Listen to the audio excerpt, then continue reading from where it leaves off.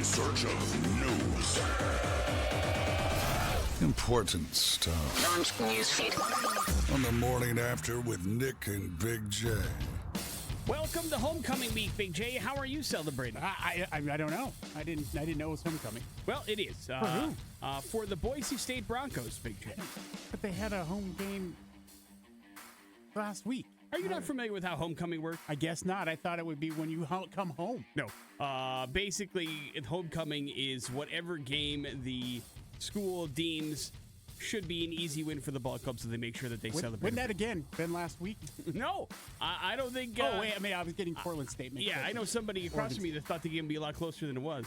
But there is a homecoming game against Utah State on Saturday, which starts at 5 p.m. Before that, the annual homecoming parade will begin at 6 p.m. on Friday. Afterwards, pep rally held in preparation for the big game. University also celebrating 50 years of Buster Bronco. Congratulations, Buster. Special event is set for Friday, 11 to 3 to 1:30 at the new Shields area Meridian. And then a free homecoming and parent family tailgate party begins there 3 hours before kickoff at the Boise State Alumni and Friends Center, and you can enjoy it as well. Favorite Buster Bronco moment, Big J? Go. I mean, there's been so many, but I think it had to be like the first time I got a chance to say hi to Buster Bronco. I mean, I was probably like 13, up in the stands at a Bronco game. Yeah. A memory that you'll never forget? Sure. I'll never forget you as a grown man trying to have a conversation with Buster Bronco and then realizing 5 minutes in that he could not actually talk to you or he would be in violation of his character. And you finally realized it, and the look on your face was a mixture of sadness and disappointment that I don't think I'll ever forget. Because I think you were sad he could talk to me. He just didn't. I think it was sad that you were sad that he could not talk to you, and then you're also disappointed because you're like, I probably should have known that, and I was really just having a conversation with a mascot, and then realized that it wasn't nothing was gonna happen. And I think I laughed until I cried that day. I'm gonna be honest, because it was a pretty funny moment. Well, here's the thing: is I've known a couple of people who played Buster, and so you don't know who's in there, right? And then you find out, it's not him. Did you ever find out who was inside that particular costume? No. Yeah. You did walk away, and I don't think you ever. Is that the last time you met Buster Bronco, perhaps? Yeah, he ruined it for me. Oh, no. That particular I saw him. Cheer Squad member. I saw him about a year ago, and he didn't talk to me then either, but we did shake hands, and he gave me a thumbs up, and that's when I knew we were cool. Good. The stats racked up by Aaron Judge and Shohei Ohtani will likely win them the MVP awards in the offseason, but let's not overlook what San Diego Padres infielder Luis Arraez did this year.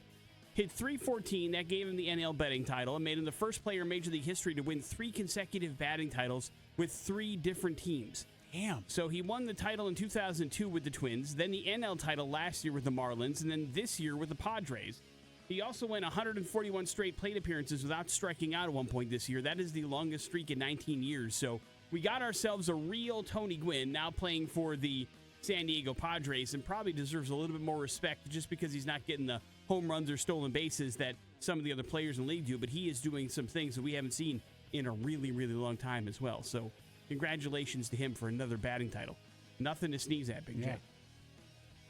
When John Wick originally came out, Big J, did you see it in theaters, or was that one that you caught at home? No, caught it at home. Okay. Yeah, it was after the whole thing. In fact, I think you're the one that told me I should watch it. I believe I did. I did see that. God, thank you for a good recommendation for once. I did see that in the theater, and I was like, this is right up Big J's alley.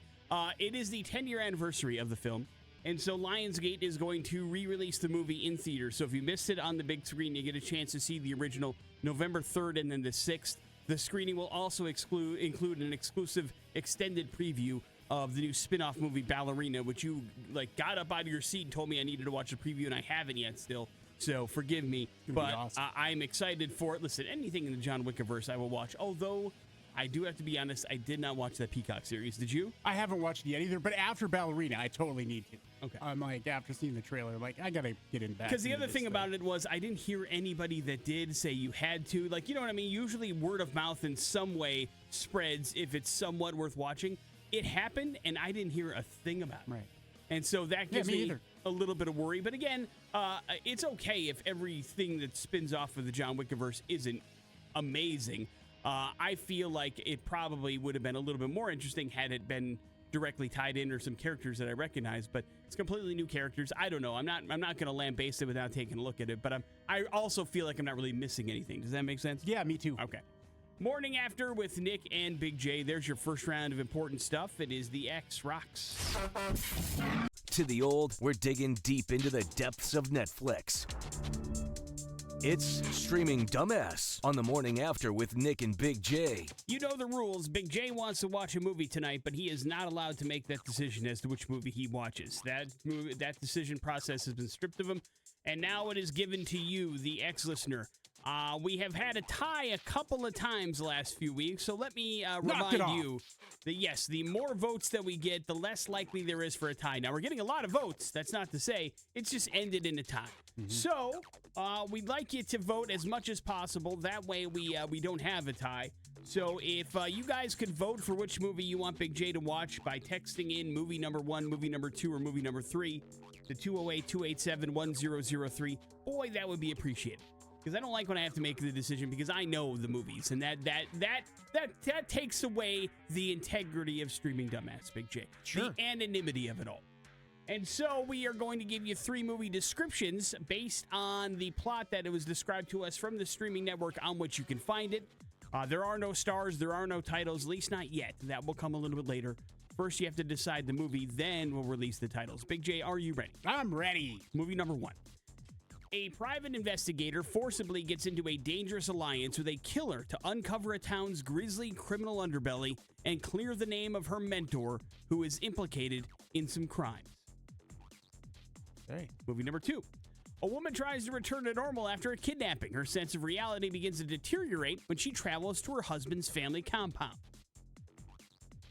Movie number 3. After making some questionable decisions, a woman leans on her best friend and mother of 2 to guide her through situations she's never ever thought about before. Ooh. Movie number 1, Dance with the Devil. Movie number 2, this looks familiar. And movie number 3, Help Me! Help me! Help me! Help me! Help me! Those are your 3 choices. All you have to do is text in movie number 1, movie number 2, or movie number 3 to 208-287-1003. The movie that gets the most votes, that's the one that Big J will be forced to watch no matter what he wants to do. And then he'll report back to you within a 24-hour period and let you know whether or not it was worth your time. So once again, movie number 1, movie number 2, or movie number 3 to 208-287-1003. We will tabulate those votes. We will release the names of all the movies, including the one Big J will have to watch. That's next on the X Rocks. After with Nic and Big J, it is time for the exciting conclusion of Streaming Dumbass. Have all the votes been tabulated? They sure have. Text line? Yeah, Nick, they have. And is there a clear winner this week? There is. Oh, boy. I love it. Almost a clean sweep. All right.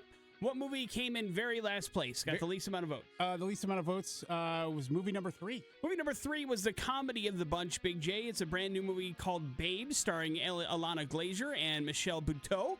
It is available for you on Hulu if you like. If you enjoyed the TV show Broad City, I'm sure Babes is a movie you would enjoy. It is a brand new comedy out now for you to stream. You will not be watching that unless it's on your own time. What movie got the second amount of votes? The second amount of votes came with movie number 2.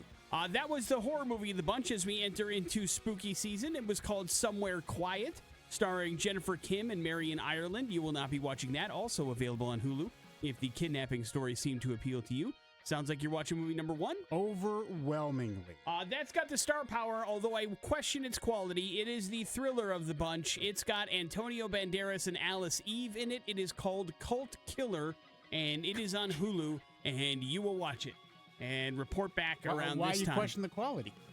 Because I watched the trailer last night as I was preparing this list of movies. Damn. And I was like, well, listen, I mean, I would probably give it the benefit of the doubt because I think Antonio Banderas and Alice Eve are pretty talented. Alice Eve's pretty hot. But, but you know as well as I do, hotness does not necessarily equate into a good movie.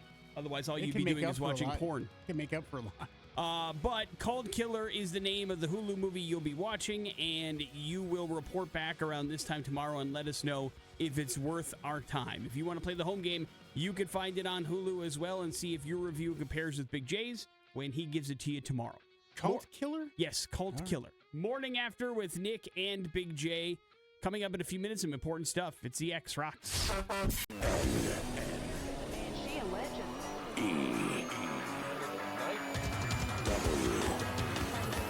S. Important stuff. What's going on in the news today? The morning after with Nic and Big J. I don't know what we do to fix it, but we got a problem. And that is a majority of Americans that work full-time jobs.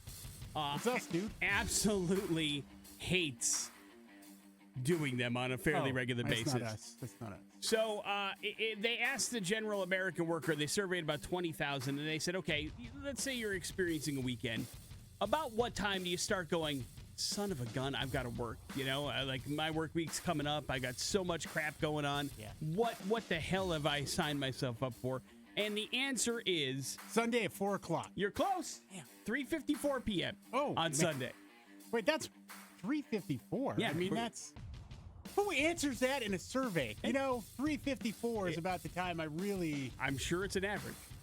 And so, basically, they say that makes weekends less enjoyable for the average American worker because the anxiety kicks in around noon, the existential dread kicks in around 4 o'clock, and you start hating life around Sunday at some point, and that's not great. That's how it used to be in school.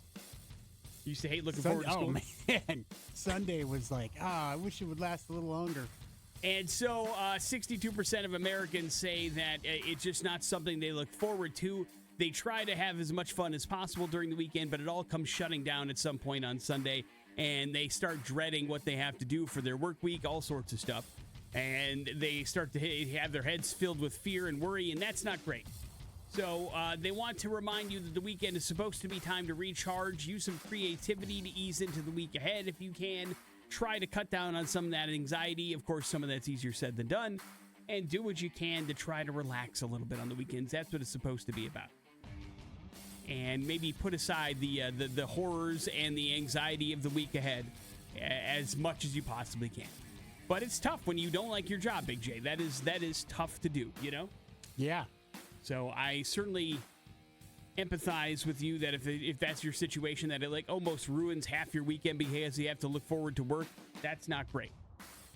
But I mean, listen, there's opportunities around. Maybe there's something else you'd like to do. Who knows? It's time to reevaluate things. Yeah. You shouldn't be because hit with life dread. is too short to be dealing with that every week. Yeah, you're right. Know? You're right.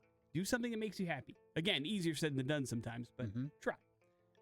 Rest in peace to Pete Rose, Big J. Of course, Charlie Hustle, baseball career's hit leader and fallen idol who undermined his historic achievements and Hall of Fame dreams by gambling on baseball and then lying about it, was passed away yesterday at the age of 83. A spokesperson for Clark County in Nevada confirmed that Rose passed away Monday. He was found by a family member. The coroner will investigate to determine the cause and manner of his death, but there are no signs of foul play. So there's also that. He was just in Nashville over the weekend, meeting up with former Big Red Machine teammates to do an autograph show, and then passed away Monday at his home in Vegas. Big J, eulogize Pete Rose, please. Rest in peace. That's what you shoot in for. You were the long shot, buddy. Again, we've talked about Pete Rose on multiple occasions. I do believe he belongs in the Hall of Fame. I stand by my statement that I believe there should be a special section Hall of Fame for all the people that have cheated or wronged the game in some way. Barry Bonds, Roger Clemens, Pete Rose, all these guys that Alex Rodriguez, Mark McGwire, Sammy Sosa, Canseco. Jose Canseco. I'm Jose Canseco. And Maybe so not Jose. all of them should be. I don't mind it. It probably wouldn't be no steroid era if he didn't usher it in. Well, it would have been no end to it. And so He had to shut his mouth. And so I believe all of them are a part of baseball history. All of them are a part of baseball's story. All of them have ridiculous numbers, and they belong in the Hall of Fame. But as a lesson, it should be said, these people cheated and wronged the game along the way. And listen. Well, look where they are now, in the Hall of Fame. Yeah. And I just believe there should be a special wing dedicated to it. At this point, you should just have a wing of Sportsbook inside the Hall of Fame. I mean, that's the really ironic thing about this. Of course, you shouldn't bet on your own team. And again, No.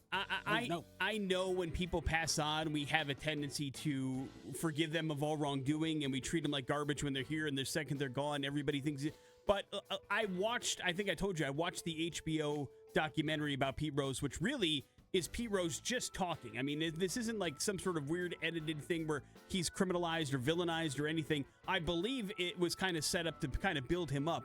but he was a dude that just could not get out of his own way. Like, I mean, he would say some of the most awful and terrible things and do things that were terrible. I mean, throughout this documentary, he is sexually harassing women on camera on a fairly regular basis. And you just walk away going, man, it's hard to root for that guy. Yeah, what a slime ball. It's hard to root for that guy, especially when he's so, just continuing it over and over and over again and just doesn't learn any of his lessons. And so it's tough. But again, I cannot take away from what that guy did on the field. And those are the things that should be celebrated. Yes, he gambled on baseball. Yes, he broke the rule. Yes, he's probably a scumbag.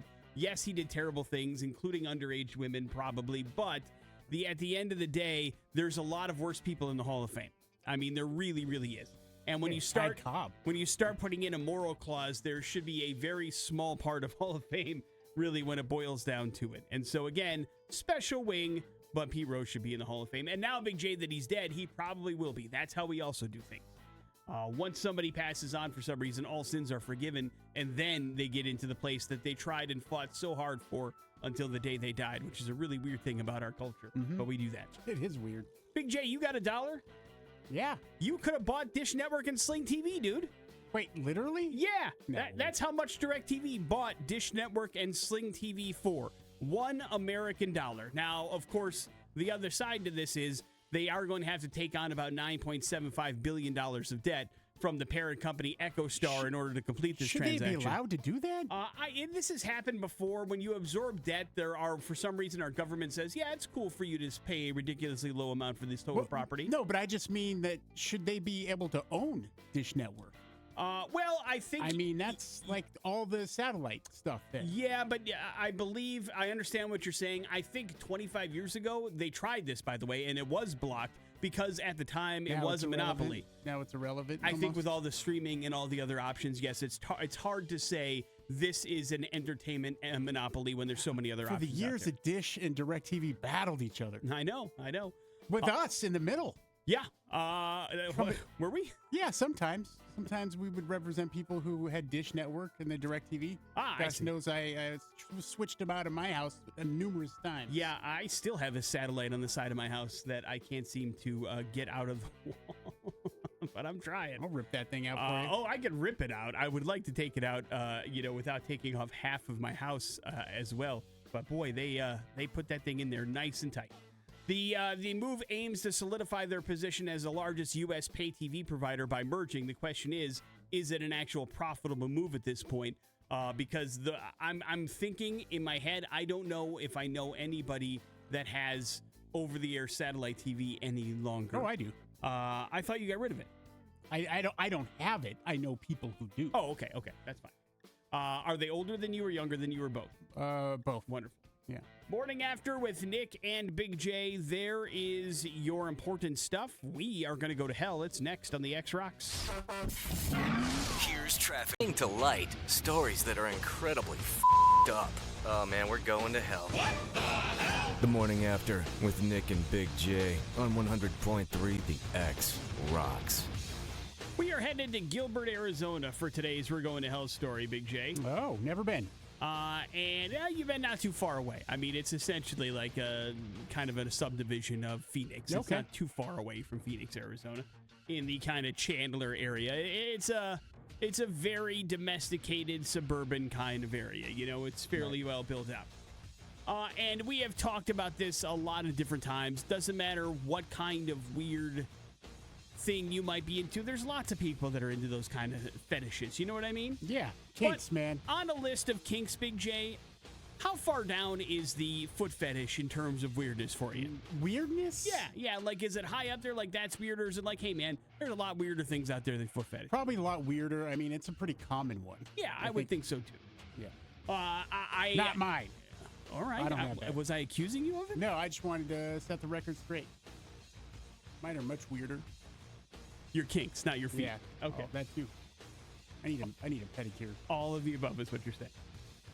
Yeah, whatever your kink may be, it's fine. Between two consenting adults, closed doors, who cares? Whatever you're up to, you're up to. As long as everybody's happy, nobody gets hurt, I really don't care. But, Big J, when you take these things into the public kind of atmosphere, it starts to get a little bit more weird. Or at least highlights the weird, if you will.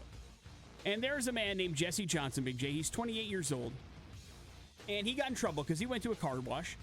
And it's one of those larger car washes. You know, they have lots of bays where you can vacuum and you go through and you do your cleaning of the car. And he was apparently caught hiding underneath a woman's car as she was washing and vacuuming out her vehicle so that he could take a closer look and take a bunch of pictures of her feet when she was wearing flip-flops.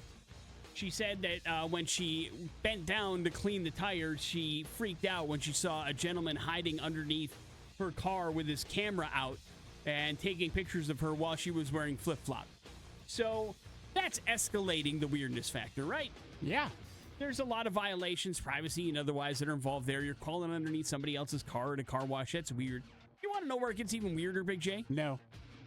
But okay. It's the third time he's done that.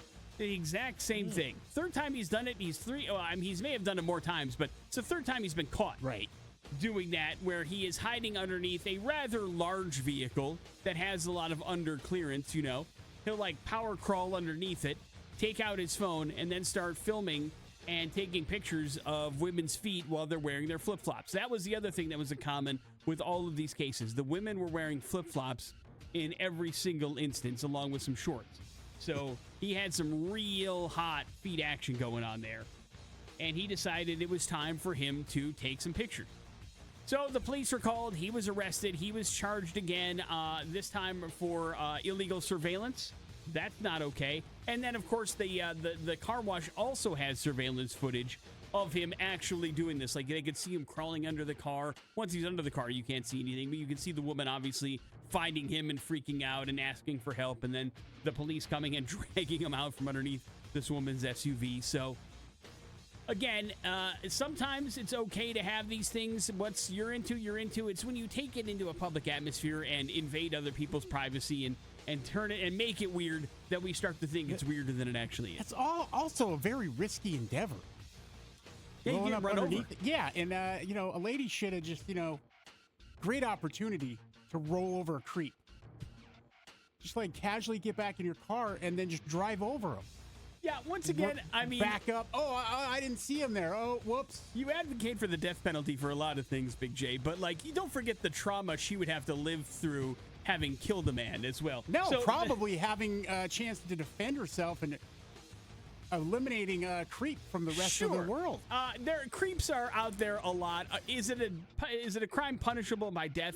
Depends on the level of creepdom. Well, I feel like I'm not sure the death penalty should be invoked in this particular case, but listen, man, to each their own. Cosmically, there's a lot of people who die who probably don't need to die, and there's a lot of people who probably don't need to be here and don't. Okay, all right. I'm still standing by my statement. Exchange those. I understand. That's not how it works. I'm sorry. Yeah, you're familiar with how life and death works, right? Yeah. Okay. Yeah, I am. You can't just trade something or go here. How about you take this foot fetish guy and then we'll grab the 24-year-old that was crossing the street last week. The creep who's going to extreme lengths to do creepy things. Yeah, that's him. This is the guy. Yeah. He's still a creep. But again, there's a lot of things that went involved. I'm not sure he should be killed for it, but... Hey, accidents happen when you're doing creepy stuff. Yeah, that's not what you're talking about. You're talking about a woman seeing a man underneath his car and then running him over. That's not an accident. That's premeditated. Sure, she made an accident. You didn't see the guy there. Again, I think your definition of accident is a broad one. Morning After with Nic and Big J. There is your We're Going to Hell story. It is the X-Rocks. That's Metallica, Master of Puppets, here on the Morning After with Nic and Big J. Big J, we can agree Cornell University, pretty prestigious university, right? I've heard of it, yeah. They found out via a study that if you know what your coworker makes, their salary, they did some surprising studies, and they found out that if you know that, you actually want to work together with them more, especially if they earn more than you. Now, when they did this study, they kind of assumed that people would be jealous of what their coworker made if they made more than them. But what ends up happening is people start to think, man, if that person's making more than me, they must be pretty smart. And then what a leap of logic. Oops. And then they start to go, maybe I should work with them a little bit closer. And this trend holds even if coworkers have similar skills and experience. So it's something weird about the human mind where they're like, if you know somebody's making more than you, they go, wow, they must be doing something that I'm not and they must deserve it. Therefore, I should figure out what that person's doing. And maybe I can also get more money if it comes that way, which is interesting to me. And I'm sure that's the case, but I bet you that's not the case with everybody, Yeah, right? I can't, especially if you like spend enough time with that person and you think that person's a moron. You're like, how is he making more money than me? This is... Yeah. It seems What? It definitely would be an interesting situation. I feel like, there is salary secrets for particular reasons in workforces, but I've also worked with places that are fairly open and honest about it, and there hasn't been a whole lot of problems. I don't think there's a lot of jealousy attached to how much money somebody makes in the world that we live in currently. In our industry, yes, I think absolutely there is that case. There's a lot of ego involved in radio, and so when you find out somebody makes more than you can get upset about it, especially if, like, say, you've been performing better than them in whatever kind of metric you want to throw out there. And so there's definitely some of that involved. But I don't know how it would go if everybody knew what everybody made. You know what I mean? Yeah. Like, I feel like that would be like a purge situation. I'd feel bad. I'd already feel bad. I'm like, I don't, you should be making more than me. What the hell is going on here? Yeah, I know, I don't. But it's okay. I don't mind. The thing is, I didn't mean you. No. I was talking more about Adam. I got you. That poor But guy. it's also one of those situations where sometimes jealousy can rear its ugly head. So you need to be aware of it. I'm not saying everybody needs to start spilling how much they make to everybody else. It is just one of those deals where you probably need to be cognizant of it. And I'm not sure we all have those I feel better for you or I'm happy for you options. There's plenty of situations where that could go awry and turn into something really, really bad. So err on the side of caution. Because I'd we're say. not in the NFL here. So, I mean, it's not like there's an imaginary huge bank of money that's spilling out all over the place. It's like there's a different vibe around, regular jobs. Yes, that is very, very true. And I'm sure, like, everybody that's listening has that person that knows that you work with, that makes more money than you, that you're probably upset about. And then there's somebody that you work with, I'm sure that you go, man, that person should make more money than they're currently making. And it's a bummer that they don't. Well, I mean, what about retro? I mean, I know there's been some morning shows here in the building that have made a tremendous amount of money. And I'm like, we're not making that. That's a bummer. Yeah, I guess you can have some sort of, like, fear of missing out from not being a part of, like, the morning show prime or whatever it may be. But I'm not ever sure that was a possibility for the world that we play in. Does that make sense? Yeah. And so I guess you can. I know exactly what you're talking about. But still, I think you're more likely to be mad at somebody across the street than you are with somebody in the building, I would say, when it comes to the amount of money. Oh, that they yeah, make. yeah. Like when like there's a morning show out there that you're beating down in the ratings and they probably make more than you. I know that probably gets your blood boiling They a have little like bit. 4 or 5 people doing all the work, too. Yeah, I know that makes you mad too. I'm like, what? We're here by ourselves. Ah! Morning After with Nick and Big J. Coming up in a few minutes, some important stuff and your pop culture smackdown. It's the X Rock. Spanning the globe in search of news. Important stuff. Launch newsfeed. On the Morning After with Nick and Big J. There's a saying, everything old is new again, and I guess that applies to crimes as well. Oh. Because there is a crime that really you think in the year 2024 is not going to be as big as it is, but it's become so big that banks have started changing their policies across the nation. Oh, banks. Huh? That's check fraud, Big J. Check fraud. Yeah, you're right. Last time you wrote a check. It has been a minute. I'm trying to think. It had to be for something. I'm like, I gotta write a check. Oh man. Like, do you know where your checkbook even is? No. In the Big J house? I used to know. Yeah. I mean, everything is done digitally now. There's still plenty of people that write checks, but it's not something that you used to encounter as much as it was. I mean, listen, we're talking even probably as early as 10 years ago, writing checks on a fairly regular basis was how things got done. Yeah. And it's just not that way any longer. But there has been a huge increase in check fraud. For instance, basically there's been people that have been trying to cash checks and open up bank accounts with them, have the funds, and then kind of close the bank accounts right away. And so places like Fidelity Investments, Wells Fargo, Bank of America, banks nationwide have lowered and dramatically cut the limit of mobile deposits. So you used to be able to deposit as much as $100,000 from a check mobily for places like for places like Fidelity Bank and Bank of America. Now it's down to $1,000 for mobile deposit limits because there's a trending scheme in a number of bad checks being cashed around the United States of America. And so they identified individuals attempting to commit fraud using their accounts, and there will be no tolerance for any illegal activity, but to slow the likelihood of people doing that, or at least the impact of it if it does get through, it's now only the amount of $1,000 you can deposit mobily. Anything else has to be done in person still or through the drive-thru. So it's not to say that you can't deposit a check for $100,000, Big J. We know you do that all the time. You just have to go into your bank now to do it. You understand? Yeah. In some cases. Not everywhere, but in some cases. And also, if you're listening, hey, don't commit check fraud, huh? Yeah, it's not a victimless crime. That's against the law and illegal. Don't do it. Big J, rest in peace to Dikembe Mutombo. Hall of Fame basketball player, the finger-wagging center who did so much for not only Geico ads, but also the Denver Nuggets being the first ever 8 seed to knock off a number 1 seed in the playoffs.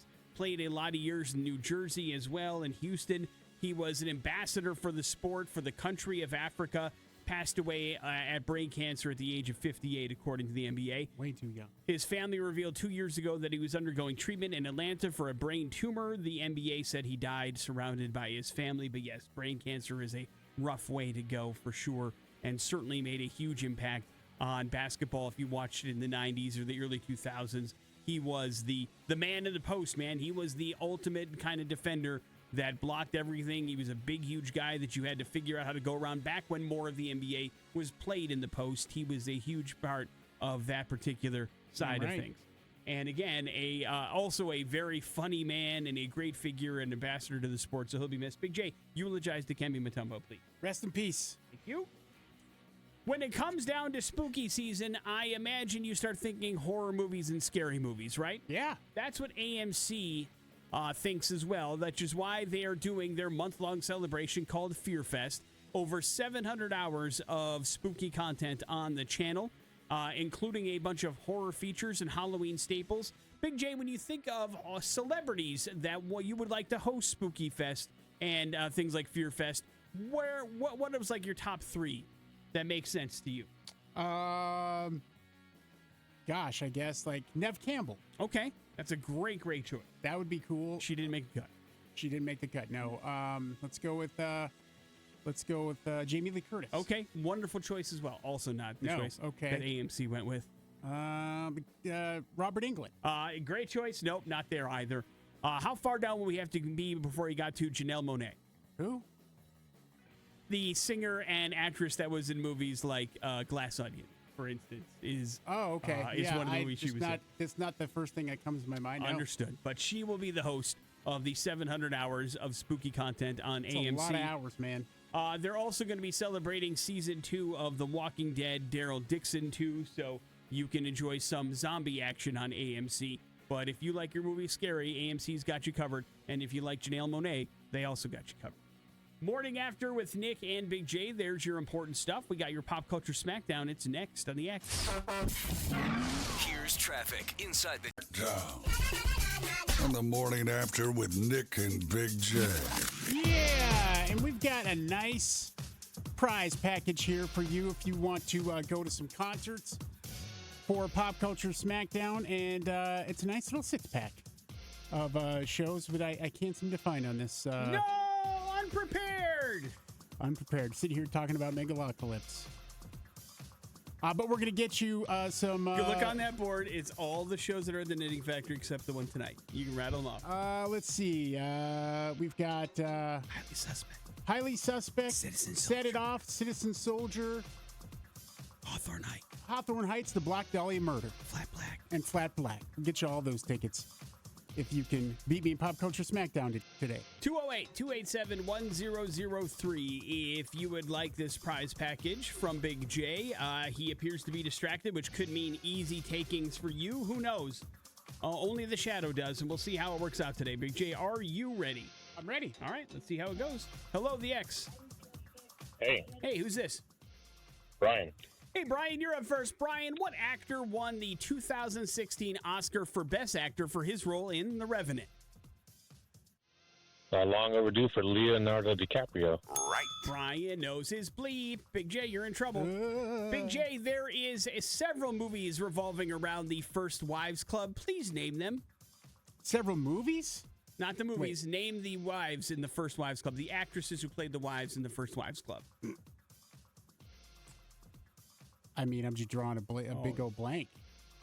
The First Wives Club? Yes, the First Wives Club. I have no idea. There's at least two movies. I'm sure I watched the movie, and I'm sure I knew at some point, but that has been pushed far out of my mind. Not even a single one. You can't name a single Beth one of the Midler? three. Yeah, that's All right. right. Yeah, two more. It's Glenn Close. All right. Trying to think of old ladies. Ooh, I don't like this path I that don't- we I don't wandered down. care. Brian, do you happen to know the other two? No clue. Goldie Hawn is First Wives Club Yep. number two, and then Diane Keaton is First Wives Club woman number 3. Can you name any of the second wives that were in the Second Wives Club? No. Actresses like Sarah Jessica No. Parker are Ugh. among them. Morning After with Nick and Big J. Well, Brian, you got Listen. a 6-pack of Knitting Factory shows coming your way, brother. I'm glad Hang on. I don't know the answers to those. Yeah, it's a romantic comedy. You like I can't decide what romantic comedies you enjoy. Funny ones. And ones that aren't good. Funny ones. These were hits. They were huge. Lots of people think they're funny. They made hundreds of millions of dollars. Let's take it easy, pal. But it's Don't true. make me go look that up. Morning After with Nick and Big J. There's your Pop Culture Smackdown. We got headlines. They're next on the X. Here's traffic inside the TDS Fiber Traffic Center on 100. Yes, you are now a better person for knowing this. It's headlines on the Morning After with Nick and Big J. Your headlines are as follows, Big J. Playing God. What a nightmare. Or delicious. Playing God. 81-year-old Montana man is facing some jail time for illegally using testicles from a large sheep to create a hybrid sheep for trophy hunting. Prosecutors are not seeking prison time, but Arthur Sharbarth could be fined up to $250,000. Now, Arthur reportedly successfully cloned an endangered giant Marco Polo sheep, which he named Montana Mountain King. And Arthur admitted he was compromising to use the clone to create a hybrid species here in the United States that would be way more valuable for people to hunt. He said that he got his mindset clouded by his enthusiasm and looked for any gray area in the law that he could to put together the best sheep he could make for the sheep industry. And he said he had a bunch of co-conspirators as well. He knew he was doing wrong things, but he created this clone sheep anyway. I don't know how he did it. I don't think I want to know. Is he a considering scientist I know the or a ingredients. rancher? It doesn't really get into it. I think he's kind of like, the Marlon Brando character in The Island of Dr. Moreau. It sounds that way. And it's not good. I don't think that's what we're supposed to be doing. But you're right. I don't know if people like you or I should have the power to clone things. I think that would probably go sideways. And I also don't want to know, I think, how many failed experiments he had to conduct to get to the point where he's at now. Yeah. You know what I mean? Like, the nightmare kind of fuel he must have created in the years leading up to this, I can't even fathom. I'm picturing, huge tubes full of, half sheeps and poor little things. Him playing the piano, all weird. Little dude sitting next to him. Daddy, daddy. What a nightmare or delicious. Delicious. A supermarket customer in England was hopping mad earlier this week when they purchased a bag of salad. We've all done that, Big J. Mm-hmm. But inside was a live toad. The customer immediately brought the bag back to the supermarket for a refund to find the unwanted salad, stow away a new home as well. The toad had been turned over to a local reptile rescue where it's comfortable feeding on plenty of beetles. The store apologized to the customer and said that while the growers minimize pesticide use to promote sustainable farming and reduce harm to wildlife, there is some stringent sorting that apparently got missed in this particular bag of lettuce, and there was, in fact, a toad in there. The question becomes, how did it live as long as... I mean, it's a sealed bag, right? Like, yeah, I don't know. How's the air get in there? Unless in England they have bags of lettuce different than I, where they have lettuce out there and then you scoop your own bag into a bag, and there happen to be a toad living in there. The Winco candy bin, but it's for lettuce for salads. That'd be great. Yes. That'd be right. That'd be the only salad bar you need, buddy. That's what I'm picturing. I don't know if it's accurate because I can't imagine a toad living in a sealed bag of lettuce and salad that long, whereas it made it to the store. I can imagine a dead toad in there, unfortunately, but a live one, I don't know. Yeah, it seems weird. I don't know. I do like your Winco salad bar, however. Wrap it up with what a nightmare. A French man was renovating his cellar, and that's when he discovered a 1,000-year-old gravesite, Big J. 38 different graves and 10 different sarcophagi were uncovered. The lost cemetery was reportedly used between the 3rd and 10th centuries. The skeletons will be analyzed so that their sex, age, and living conditions can be determined, but that's the kind of stuff you don't want to find when you're remodeling. You know what I mean? Yeah. Yeah, because then it's like forever unclean in your house. That's like poltergeist bleep when you uncover a bunch of stuff in your cellar, and you don't. I don't want any of that. Man. Yeah, it's one thing to find caskets, another thing to open them. Right, because now you're disturbing them and moving their remains, and yeah, that's a lot of juju I don't want to incorporate into my life. So best of luck, bro. Better you than me. End up with House 2. All right. Do you remember House 1? I know, but I just bought House 2. It was on sale for like $5. What about the first one? I don't know. I don't think I've ever seen House 1.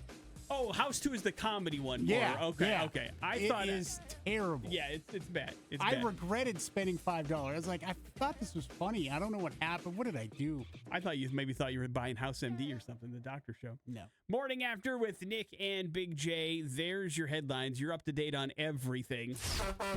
In top 10 statues that cried blood here on the Morning After with Nick and Big J. And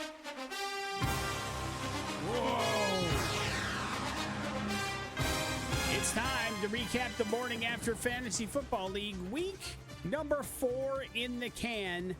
Big J, how'd it turn out for you going up against one of the undefeated teams in the league? Yeah, going up against Pulverine, my team. I've fallen and can't win. Looking to get an actual win would be nice, right? And I made a change at quarterback, Nick.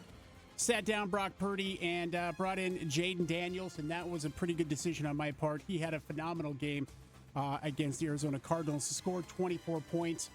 Dell riding with Kyler Murray, who has been pretty darn good here in the first few weeks of the season, but did not have a great game against the Washington Commanders. Only 9.8 points is all they could drum up. Aaron Jones, running back for the Minnesota Vikings, has been a great scorer for me. He's got 17 points, almost 18 points, Nick, on Sunday against your fighting Packers, going up against Zach Moss, running back for the Cincinnati Bengals, and that's who Pulverine had going, 17 points there. So, I had to lead a little bit with the quarterback exchange there. Travis Etienne, my other running back, he went out early in the game with an injury and did not return, only scoring 7 points. Jonathan Taylor, he I think had got banged up a little bit as well. Pulverine's running back, he scored almost 20 points though before that happened. Stephon Diggs also brought down about 18 points. So this is pretty evenly matched throughout the weekend here. Jacoby Myers got me 9 points. T. Higgins, a little bit healthier than the last couple weeks. He got me 12 points. And Dallas Goedert, the tight end for the Philadelphia Eagles, has been great for me. He scored another 13 points. Had some problems there on Pulverine's side with the tight ends. Mike Gesicki did not have a good game on the Bengals and didn't even score a point, 0.10 points. And my George Kittle, my other tight end, also scored 14 points. So I had a good run there and came down to the wire. It came down to our defenses when you get down to it. The New York Jets scored me 6 points, and Dell's team, the Dolphins, only got him 2 points. So I came out victorious on this. It was a close game, 116-92. I'll take that win, and it's pretty rare against Mr. Dell and Pulverine. 25 points isn't a close game. What are you talking about? I don't know how to math. That seems close to me. I'm not going to be. He sent me a congratulations text last night. Text before the game was over. That's a Dell move. And I'm like, dude, don't do that. I'm like, this game is not over. I'm not falling for that. It was like the third quarter still, and all it takes is a return, and that was close to happening last night. Well, again, even if they would have needed 3 touchdown returns for as close as your game was. You think in your mind that game is closer than it actually was, but I'm not in the making third any quarter of the mistakes. game. I believe the concession was worth it. I think you're right. Yeah. Dell was right. The game was over at that point. So I take back what I said. don't know. The game was totally over. If you beat him by 25 points, yeah, it was over by the third quarter of that game. Bleep can happen in a football game. I suppose, but did it? No. Yeah. But it on the Pickle Nick side of things, it was a straight up blowout against Hit Me With Your Prescott. I had a good week this week. As a matter of fact, I was the high scorer of the week in the Morning After Fantasy Football League, thanks to a couple of players over 30 points. Nico Collins has been a steal for me. I think I got him in the 5th round of this draft, and he is the number 1 wide receiver in football. He scored 33 points. I got 35, almost 36 out of Derrick Henry for the Baltimore Ravens. So those two have been quite the coup. Didn't suck that I got 11 points on my defense, 15 out of Marvin Harrison Jr., 16 out of Chris Olave, and a pretty good performance out of Dak Prescott. 150 points total for me. I'm not complaining. I am the highest scoring team in the league, but I still am 2-2. So I have had a lot of points scored against me, but I am set up for, as long as I stay healthy, a pretty decent run. We'll see what ends up happening. Hit Me With Your Prescott had 2 really good performances, 24 points for Mason, the running back for the 49ers, and Darnold, the quarterback for the Vikings. But that was it. He only mustered 81 points. I almost doubled him up. 150 to 81, your final score. Jesse falls to 0-4, unfortunately. I improved to 2-2 on the season. I will take it. The game of the week, an actual close game, Big J, was between Monsters of the Midway and Matty Ice. A game that once again was decided by a point and a couple of fractions. But Monsters of the Midway picked up the win 100.50 to 99.12. Nice performance out of Kyler Williams, the running back for the Rams, and 12 points out of his kicker gave him the victory. 24 points for Alvin Kamara and 20 points for Justin Jefferson for Matty Ice, but still falling to 1-3 on the season. Justin improves to 3-1. Congratulations to Monsters of the Midway. Prestige Worldwide is your only undefeated team left in this league, thanks to a 139-109 victory over Hamwall. It got 23 points out of his quarterback, Lamar Jackson, and 22 points out of the 49ers defense to lead him to victory. Poor Sarah just can't catch a break. She falls to 0-4 despite having a pretty good game. 20 points out of Amon St. Brown last night, and then 16 out of Pickens and the tight end for Pittsburgh as well, but just not enough for her to pick up her first victory of the season. Keep on trying, Sarah. Your lineup looks good. You're just getting some tough luck losses. That always sucks. I'm going to give you a team to keep an eye on in this league, Big J. Looking at their lineup, I think Mad Max, Crosby, Stills, and Nash is a really, really good fantasy football team. Zach has won 3 in a row, has an opportunity here to go on a run because I think they're good and they're deep, and that is tough to beat sometimes in fantasy football. 138 points thanks to 20 points and above out of Chuba Hubbard, CeeDee Lamb, and Neighbors, the wide receiver for the Giants, all of them getting him pretty good points. And got to give it a Hawk. Tua had a good game too. Probably would have beat Mad Max, Crosby, Stills, and Nash, but had 2 zero burgers on the board. Had Ray Rice, of course, the wide receiver where Patrick Mahomes blew out his knee. Rashee Rice. The wide receiver where Patrick Mahomes blew out his knee. And then had Mark Andrews, who has just been I can't figure it out, a flat-out mystery for that Ravens offense. How they're not getting him involved, I don't know. But 2 zero burgers on the board cost him a victory. So helps if he catches the ball, too. He dropped one where he was wide open. Had exactly 1 target in that game, which is very, very Don't weird. drop the ball. Well, they didn't need to. They were up so big. They weren't passing. They were just running the ball because Derrick Henry could do whatever he wanted. And so, but that's 2 zeros in a row for Mark Andrews, which is tough because you can't sit him down. The tight end position is so crazy. You don't know what to do. So that's another tough luck loss for Scott, who falls to 2-2. Zach improves to 3-1 on the year. And finally, the other matchup of the weekend, Nakua Matata picking up a 97-83 win over Team Rage. Both of these teams now 2-2. 21 points out of Deontay Johnson, the wide receiver for the Carolina Panthers. 18 points out of Pollard last night to give him the victory. And then 23 points for C.J. Stroud, the leading scorer for Team Rage. But Trevor falls to 2-2 on the season. Who do you got in week number 5, Big J? I'm going up against Team Rage. So they've got a 2-2 record. I've got a 2-2 record. So a couple bottom feeders trying to come out on the positive side. You're middle of the pack. Bottom feeders. We had several teams that still haven't gotten their first win of the year. Bunch of in the losers. League. I'm taking on Matty Ice, who's 1-3 on this particular matchup. We will see how it goes, but Big J and I are starting to make a push. You better watch out and mind your lessons and watch the waiver wire and have yourself a fantastic season. And thank you for playing the Morning After Fantasy Football League. There's your recap. Coming up in a few minutes, we got ourselves a little bit of bad impressions. They're next on the X Rocks. Looking for some Impressions. So far, I'm not impressed. On the Morning After with Nic and Big J. Let's hook you up with some tickets. Highly Suspect coming to town. The Dead Poets Society going to be with them on Sunday, October 6th. It'll be a great show there at the Knitting Factory. So we'll get you squared away with tickets to that if you can figure out bad impressions today. 208-287-1003 is the number that you need to call if you'd like to play Bad Impressions for these Highly Suspect tickets, which is going to be a great show on Sunday. Big J, is it a person, place, thing, band show today? It is a person. All right, so here's how Bad Impressions a work. celebrity that people are probably sick of. Big J has a celebrity that you're probably sick of in his mind. He's going to give you 3 clues that point you in the direction to said celebrity. If you can figure out who that is in 3 clues or less, congratulations. It's you going to the Highly Suspect show. Winning tickets, living the high life. Big J, are you ready? Yep. To the phones we go. Hello, the X. Hello, Hi, who's this? this is Janine. All right, Janine, you're up first. Good luck. Taylor Swift hasn't been to the last 2 of my home games. I guess that means we're broken up.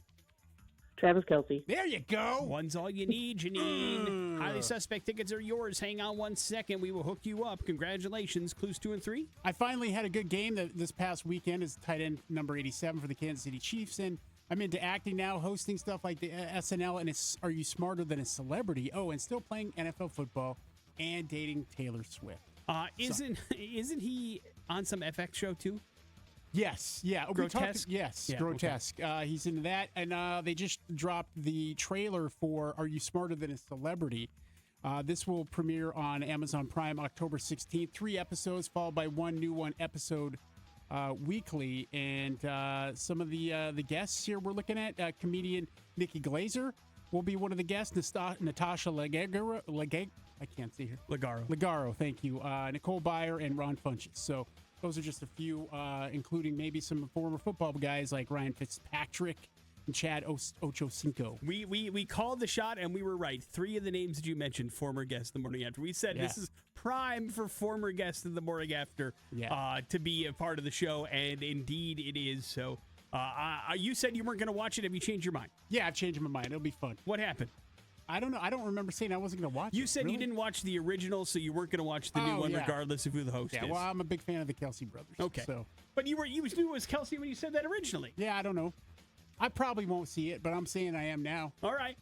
We'll see if you actually watch it, I guess, is what it boils down to. Wait, you said the premiere date. What is it again? October 16th. Wonderful. It's coming up quick. Yep. Morning After with Nic and Big J. 15 days away. We will wrap things up here next on the X Rocks. That is System of a Down Toxicity here on the Morning After with Nic and Big J. Wrapping things up for this Tuesday. Thanks for hanging out with us. You guys selected a movie for Big J. He'll be watching Cult Killer tonight on Hulu and report back tomorrow as to whether or not that is worth your time. Also had a chance to give you another keyword in textual healing. You got 4 more of those coming your way over the course of the broadcast day. So pay attention and text us in and get yourself in the running for $500 so you can win it just like Heidi did today. And of course, we also recap the Morning After Fantasy Football League. That leaves you with the floor, Big J. Yeah, today's Tuesday, Nick, but it's a special Tuesday. It's not just your average everyday Taco Tuesday. It's National Damn Taco Day. Always lands on October 1st. It does. It just happens to be on a Tuesday. And so Taco Bell is obviously celebrating, and they're going to have different deals on tacos all day long, different tacos, all $1 each. Whoa. So, it's like it's 1982 all over again. Yeah. You can check out, your Taco Bell app or whatever and find out those deals because they last all day long, different tacos. And is that how you will be celebrating today? Yeah, I'll probably make some chicken tacos tonight for dinner. Oh, not doing a Taco Bell run, making homemade stuff for yourself? Got it. Do you traditionally make tacos on Tuesday regardless, or does... No. Because every day's Taco Tuesday. Yeah, exactly. Thank you. It's a state of mind, not necessarily a actual And look on the we've calendar. cooled off on that at the house a little bit because the wife is she's pumped the brakes on the Mexican food. So. Uh-oh. The family's tacoed out. No, You did no, it? not the family, the wife. Okay, all right. But that means the family doesn't get it if the wife Well, is no, involved. I try to be equal. I understand. And I don't want to, make her life miserable. So And that, of course, makes a lot of sense to me. Now, is it the way that you prepare the tacos that tears her up, or is it just Mexican not food in tear general? her up. She just doesn't want it anymore. Sick of it. Yeah. Got it. Because that is the food that you most often like to prepare, right? Mexican No. food of some kind. Oh, what just- tops the list? What tops the list? Probably spaghetti. Okay, Italian food then in some way, shape, Yeah. or form. Got Yeah. it. Not sick of that. Apparently not. Awesome. Best of luck with your spaghetti dinner tonight. No, what, Morning I just told after you, we're with having Nick tacos. and Big J. There is your morning after show. Jason Drew is coming in next. Have a good one. It's the X Rocks. Hi.